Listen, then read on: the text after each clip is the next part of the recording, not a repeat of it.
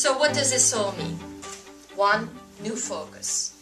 You have to refocus. You have a new brain, you have a new body, you have a new environment that's just going to be trigger happy on anything that happens. So change.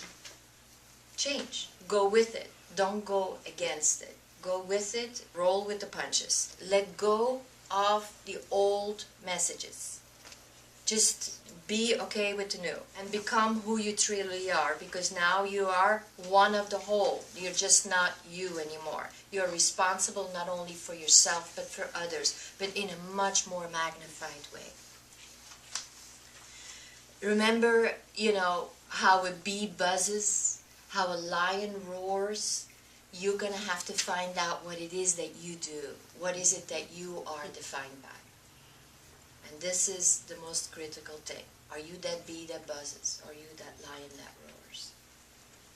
So, third thing, you have it's a new world and you have new bodies.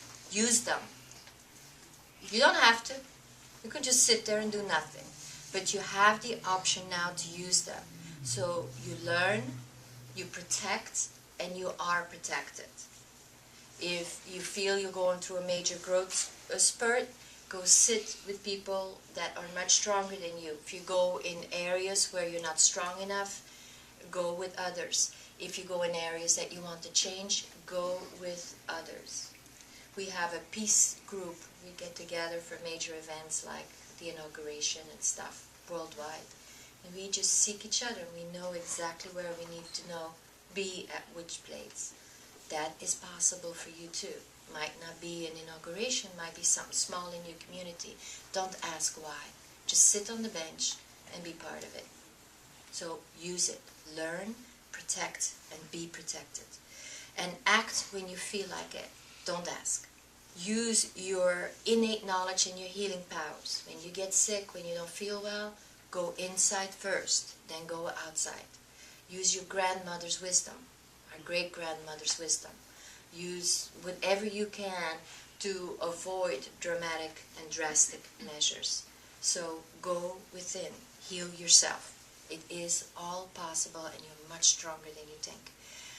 And then, of course, the sixth point is the learning systems really dramatically have to change, because we have to figure out how this is all going to work. I predict at least a 30% change in the shift in teachings before 2018. We really, really have to change that dramatically. And last but not least, remember that wisdom is now oneness based. It's not around ego, it's around oneness. So the materialistic knowledge turns into metaphysical knowledge.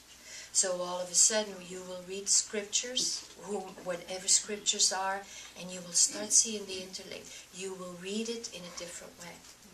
In my book, I have all the different types of energies. When you read it the first time, it reads very fast, 4 hours. When you read it again, you get more energy, you get more information. So there's different layers. There's 12 layers in this book. So it's different. It's the same with scriptures. You can read according to the level that you are. Those scriptures are written for every consciousness level. If you're on the third, you read for the third. But you want to move up, you read the fourth, you read the fifth. It's beautiful, and I think this is the most important thing. When Jung talked about metaphysical knowledge, he asked the shamans in South America, how did they know the plant knowledge? How did they know all this knowledge about the plants? Because they didn't have microscopes, they didn't have books, they had nothing. And what did the shamans say? We just asked the plants. And I think, and I want to leave you with that today, is just ask. And the information is there. We innately have the knowledge. Not only our own knowledge, but the knowledge of others. We just know. And just for our sake, but also for our children and our children's children's sake, let's do something positive with all we've got. Thank you. These are the miracles of 2012.